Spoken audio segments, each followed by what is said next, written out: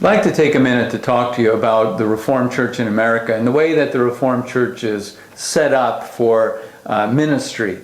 In most Reformed churches, the main staff person is the minister at the church. Some churches have multiple staff, multiple ministers. I grew up in my home church. Many years had a single minister and then went to two ministers. And then went to, at one point there were four ministers in the church where I grew up. But churches move back and forth between having a couple of ministers. And I thought it might be valuable for you to understand how you might become a minister in the Reformed Church. A lot of different denominations have different ways. Baptists and Methodists and Episcopalians and Roman Catholic all have different ways in which people become ministers in the church. But how does a person become a minister in the Reformed Church in America? Well, one of the things that has to happen is that you had to have your college degree. So you've got to have 4 years of college. It doesn't matter what you've studied there, but college, they believe, shows that you know how to study, you know how to think, and you know how to apply yourself to learning. And so you have to start off with a 4-year college degree in order to be a minister in the Reformed Church in America. And then from that point, whether you go right away or whether you wait a while, you go to a seminary. Seminary is a kind of a special school that prepares people to be ministers. It's generally a 3 or 4 year course of study also again. So you've got 4 years of college and then 4 years that you do in seminary. And while you're in seminary, you study courses on the books of the Bible, you study the history of the Bible, you study the history of the church, you study the Greek and Hebrew languages, which the Bible was originally written in. So you really become an expert in the Bible and how to study the Bible. And they also have courses on how to preach, how to teach, how to counsel. One of the things ministers do a lot is work with people in times of crisis in their lives. We do weddings, we do funerals.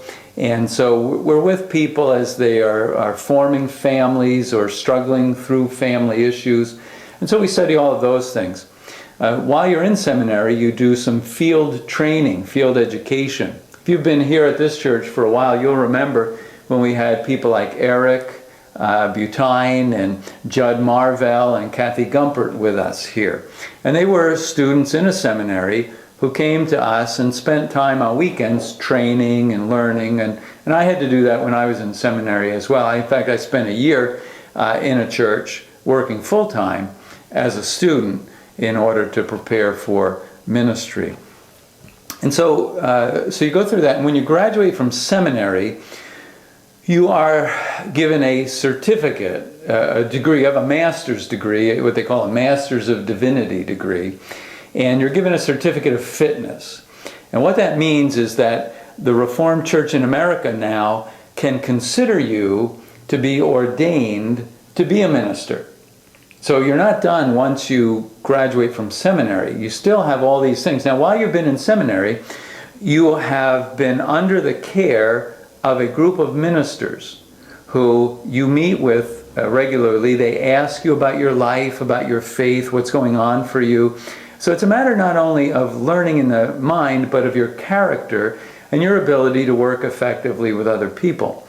And so all through those years, you meet with these people. They talk to you about how you're growing, how you sense God's work in your life, and what you think you'll be doing in ministry.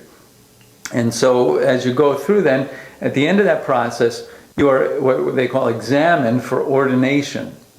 And in the Reformed Church in America, every minister is ordained to the ministry. It's a special status that you have. And you only can get that status if you've been through all that schooling, if you've been examined by committees all through those years, you've taken psychological testings, and you've done field work, and you've gotten good references from those people.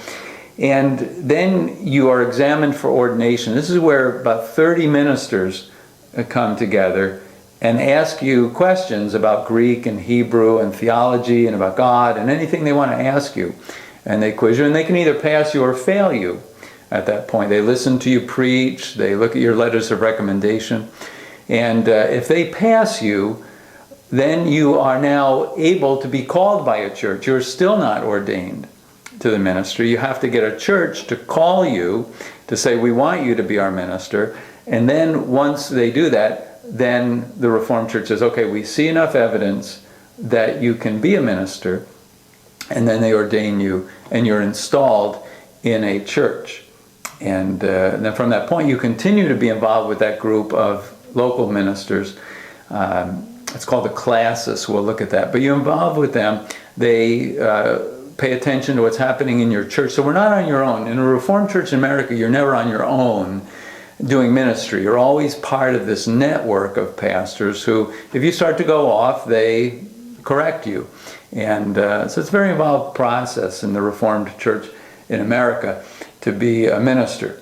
I've been a minister for 25 years. As I said, I had my first call to a church in Little Falls, New Jersey. I spent 10 years at that church.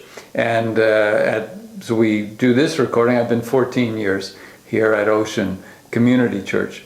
And so we are not assigned by anybody in particular. We get a call. And as long as we sense God's call and the consistory and the elders sense God's call to it, then we continue to go forward. And so if you're thinking about becoming a minister, I'd encourage you to be really involved in your church, because it's not just things that you have to know, but it's about your heart and your character. You're going to have to learn to work together with people. That can be very hard sometimes. If you want to be a minister, you're going to have recommendations from people who have watched your life and watched your faith over the years. And so do well in your studies. You need to go to college.